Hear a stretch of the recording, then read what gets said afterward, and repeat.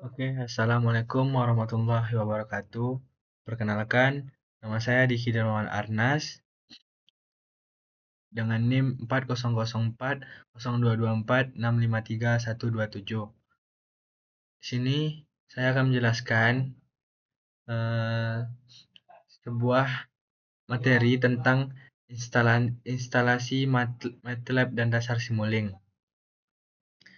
Oke, langsung saja ke PPT-nya. Aku di sini dari kelompok 5, itu dari 5 orang ini. Oke, yang pertama itu pengertian MATLAB. MATLAB adalah sebuah platform pemrograman dan lingkungan komputasi numerik yang powerful yang dikembangkan oleh MathWorks yang digunakan secara luas oleh insinyur dan ilmuwan untuk menganalisis data, mengembangkan algoritma, membuat model dan melakukan simulasi.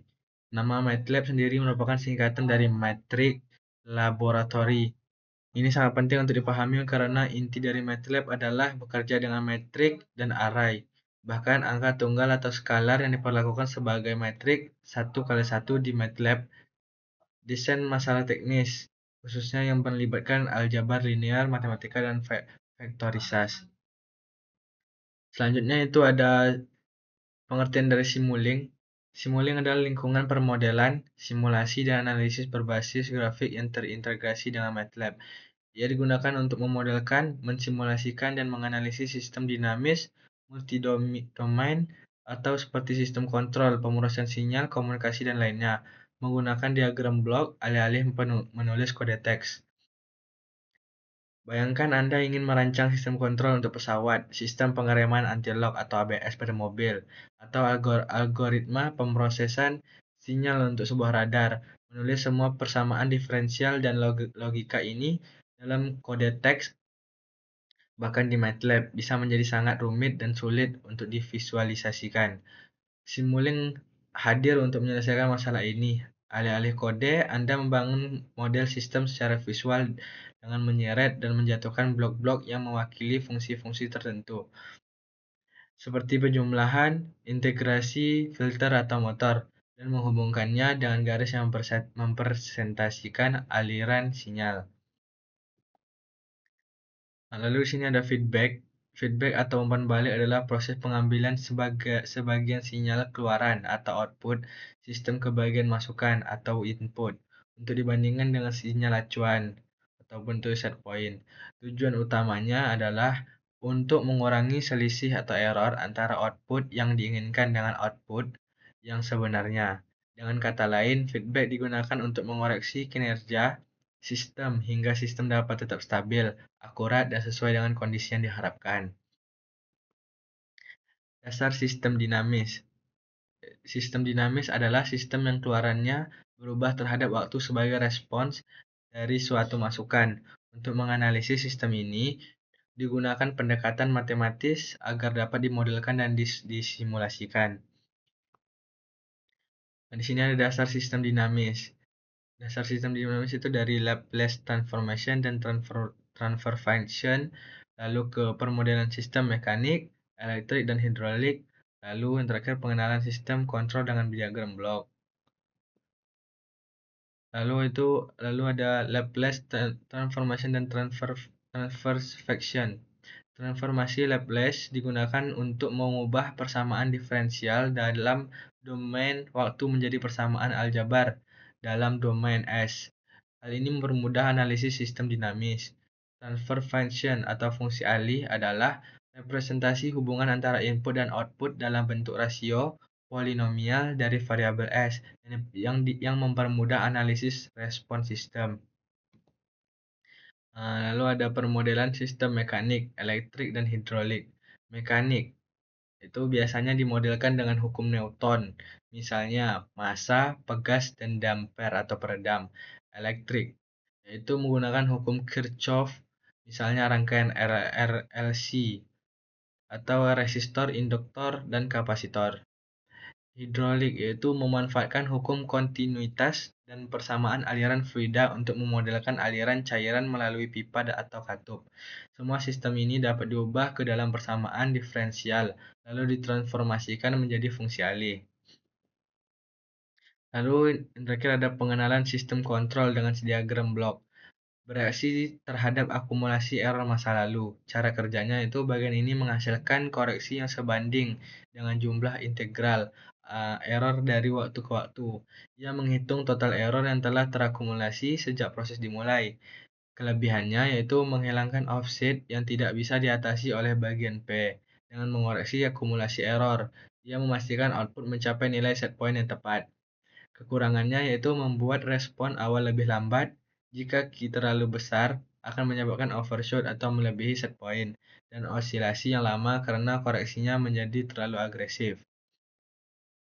Oke, mungkin itu saja materi yang dapat saya sampaikan.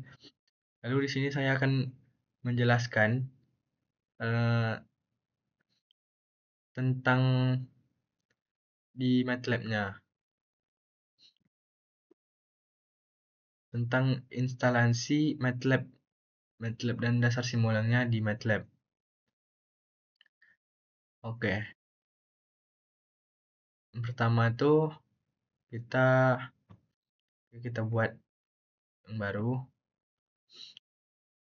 Ya, ini dia gambarannya. Yang pertama mungkin itu kita bisa cari library browser, kita ke Simulink, kita mencari ini di source,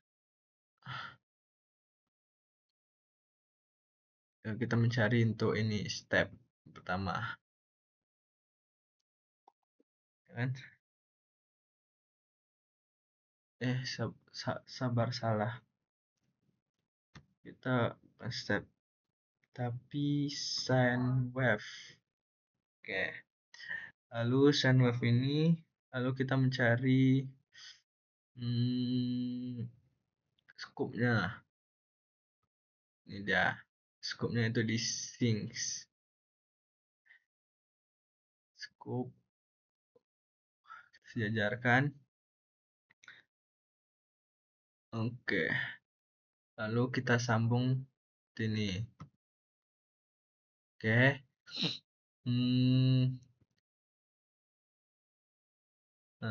ini kita buat dua. Coba buat dua. Kita runkan dulu. Oke, lalu di sininya akan di diagramnya atau grafiknya itu jadi dua di sini yang paling tinggi. Oke, ini untuk modelan 1. Lalu untuk masuk ke modelan 2, kita menambahkan apa ya? Sebentar. Kita menambahkan ini gain. Jadi kita buat dengan menggunakan gain. Oke, garisnya kita hapus dahulu. Kita tambahkan gain di sini. Kita sambung lagi. Lalu di gainnya kita buat di sini 5. Misalkan di sini 5 ya. 5. Lalu kita runkan. Jika selesai kita cek diagramnya. Oke, di sini jadi di gainnya kan 5. Terus di ini sine wave-nya 2. Jadi 5 itu dikali 2. Jadi di grafik itu didapatkan jadi 10. Di rentangnya 10. Oke. Selanjutnya itu dengan ditambahkan mux-nya, ditambahkan mux.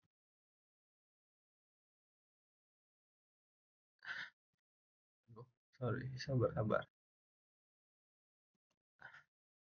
Tambahkan mux.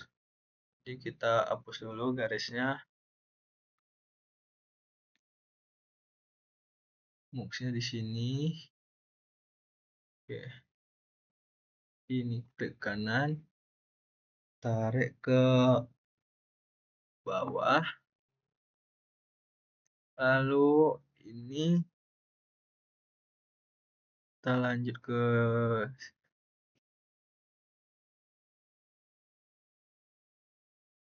lalu ini lanjut ke bar lanjut ke sini. Oh, bisa ya?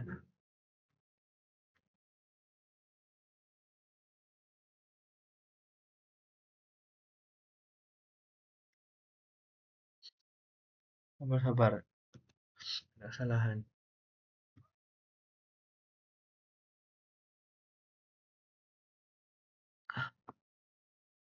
Oke, di sini. Kita sini, sambung sini. Lalu yang di sini ini kita sambung ini di sini. Lalu di sini kita sambungin di sini. Lalu setelah ini kita runkan. Jika sudah kita cek grafiknya, maka setelah ditambahkan dengan MUX ini tadi, kita akan melihat ada dua grafik. Ini grafik pertamanya. Grafik pertamanya itu 2. Kan dari ini kita tadi, dari sine wave tadi 2. Lalu dengan ditambahnya gain tadi, ini 10. Jadi grafik ini yang pertama, yang biru pertama, dan grafik yang kuning ini grafik yang kedua. Oke.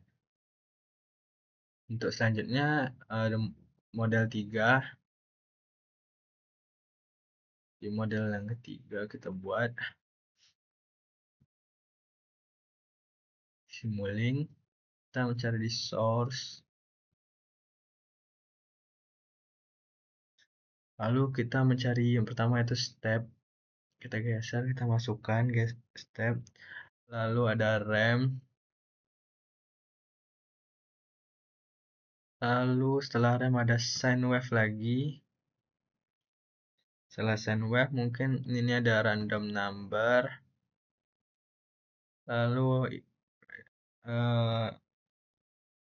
random number, lalu repeating sequence terakhir.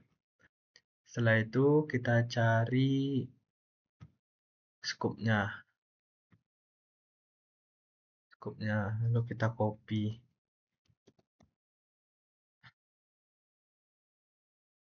Satu, dua, tiga, ini keempat,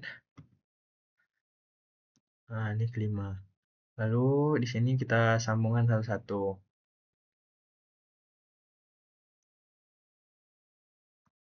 Sambung semuanya. Setelah sambung, lalu kita runkan.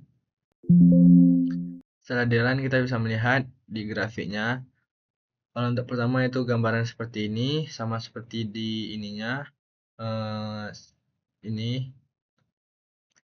Lalu yang di gambar kedua itu gambarnya seperti ini, seperti tanjakan, mereng. Lalu untuk gambar ketiga,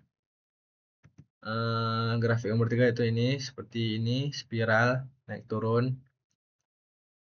Dan untuk grafik yang keempat itu ya seperti ini gambarnya. Lalu yang terakhir itu grafiknya seperti ini. Oke, ini adalah contoh dari model yang 3. Dan ini dan sudah selesai. Ini adalah contoh dari model 1, 2, dan 3. Oke. Mungkin ini saja yang dapat saya sampaikan.